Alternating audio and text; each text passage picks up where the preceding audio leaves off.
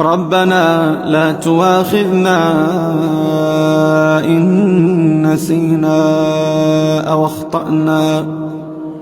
ربنا ولا تحمل علينا إصرا كما حملته على الذين من قبلنا. ربنا ولا تحملنا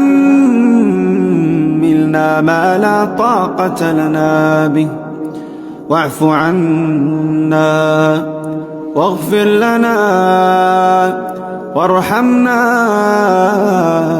أنت مولانا فانصرنا على القوم الكافرين.